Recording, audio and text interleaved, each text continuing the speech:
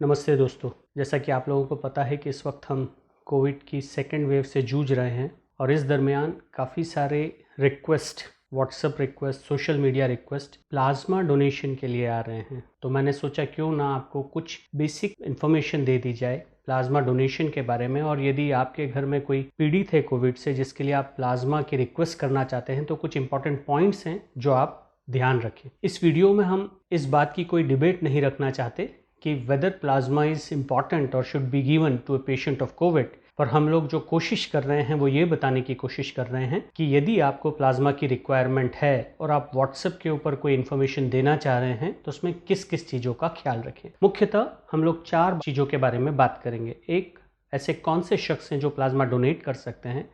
दूसरा, आपको आसानी से प्लाज्मा कहाँ मिल सकता है। तीसरा, यदि आप प्लाज्मा के लिए व्हाट्सएप या सोशल मीडिया पर रिक्वेस्ट करना चाहें तो आपको क्या ख्याल रखना पड़ेगा।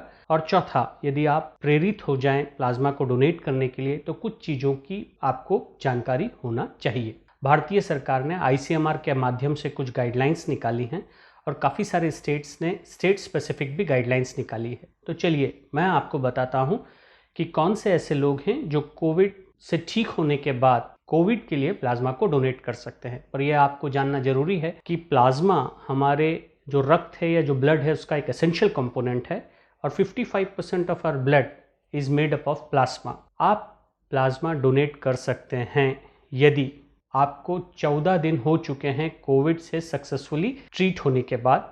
इसका मतलब आपके पास यदि RT-PCR टेस्ट निगेटिव है तो वो बहुत महत्वपूर्ण है, या यदि आपके पास RT-PCR टेस्ट निगेटिव नहीं है तो कम से कम 28 दिन पहले आपको कोविड हुआ होना चाहिए। इसका मतलब ये है कि यदि मैं कोविड प्लाज्मा डोनेशन की रिक्वेस्ट 15 अप्रैल को करना चाहता हूँ तो मुझे याद रखना पड़ेगा कि कोई भी डोनर जो तकरीबन 31 मार्च के आसपास कोविड से फ्री हुआ है, जिसके पास RT-PCR की टेस्ट रिपोर्ट नेगेटिव है, वो काफ़ी उपयुक्त रहेगा। यदि उसके पास RT-PCR की टेस्ट रिपोर्ट नेगेटिव नहीं है तो ये जानना जरूरी है कि वो कोविड नेगेटिव तकरीबन 28 दिन पहले यानी 15 मार्च के आसपास वो पूरी तरह से सिम्टम फ्री हुआ होगा कोविड के। इसके अलावा ये भी जानना जरूरी है कि उसकी उम्र 18 साल से ज़्यादा होना चाहिए, उसका वजन 50 किलो से ज़्यादा होना चाहिए और ICMR की गाइडलाइन के मुताबिक यदि कोई फीमेल प्रेग्नेंट है या प्रेगनेंसी हो चुकी है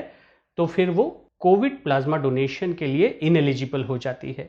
ये थोड़ा सा पढ़ने में, समझने में, सुनने में थोड़ा सा अजीब लगता है कि why female who is pregnant at any point of time is not eligible for donating plasma. तो थोड़ा सा जानना जरूरी है कि प्रेगनेंसी के दरमियान कुछ ऐसे प्रोटीन्स बनते हैं जो लाइफ लॉन्ग रहते हैं और प्लाज्मा के अंदर रहते हैं, और यदि प्लाज्मा कोई फीमेल जो एवर प्रेग्नेंट है वो डोनेट करे तो शायद इसका डेट्रीमेंटल इफेक्ट हो सकता है। इसके अलावा ये भी जानना जरूरी है कि इस तरह का शख्स जो वॉलंटरी प्लाज्मा डोनेट करना चाहे तो वो कब तक प्लाज्मा को डोनेट कर सकता है। कुछ गाइडलाइंस ऐसा बताती हैं कि एक शख्स जो कोविड से पूरी तरह से उबर चुका है वो तकरीबन 90 से 120 दिन तक, in other words up till 3 months to 4 months after successful recovery of Covid, plasma को डोनेट कर सकता है। अब बात रही दूसरी, यदि आपके घर में किसी को कोविड है और डॉक्टर्स उसे प्रिस्क्राइब करते हैं प्लाज्मा तो आप कहाँ ढूंढेंगे। प्लीज याद रखिए, प्लाज्मा मिलने का सबसे आसान प्लेस जो हो सकती है वो हो सकती है ब्लड बैंक। आपको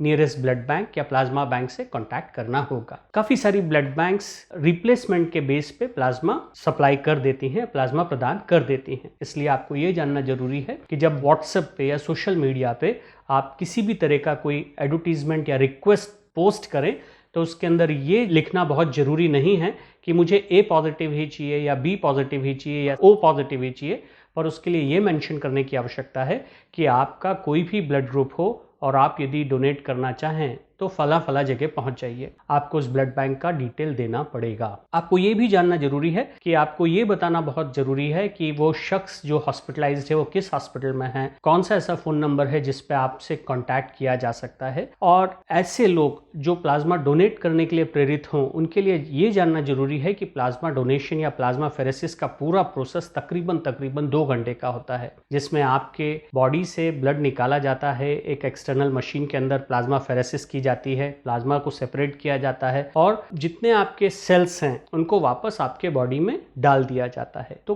कुल मिला के टोटल साइकिल जो होती है वो होती है तकरीबन 1.25 से 2 घंटे की। ये जो हम रक्तदान करते हैं उससे थोड़ा सा टीडियस और टाइम कंज्यूमिंग जॉब होता है। तो ध्यान रखिए, यदि आपको प्लाज्मा डोनेशन के लिए कोई रिक्वेस्ट करनी है तो आपको ये ध्यान रखना होगा कि आप सबसे पहले एक ब्लड बैंक से मिल लें। जो आपको ब्लड ग्रुप का प्लाज्मा चाहिए उसकी अवेलेबिलिटी जान लीजिए। रादर देन आस्किंग कि मुझे ए ब्लड ग्रुप या बी ब्लड ग्रुप या AB पॉजिटिव चाहिए, आप एक जनरलाइज्ड रिक्वेस्ट करिए। आप एक डेट का पैरामीटर जरूर दे दीजिएगा कि जो 14 दिन पहले या 28 दिन पहले से जो क्राइटेरिया हमने डिस्कस किया, तो शायद आपको काफ़ी आसानी होगी। और एक फ़ोन नंबर जरूर रखिएगा जिससे आपको काफ़ी मदद मिलेगी। जैसा मैंने पहले भी बताया, कोविड से जंग अभी बाकी है दोस्त। Be safe, keep on practicing social distancing या physical distancing, hand washing and of course masking. Thank you.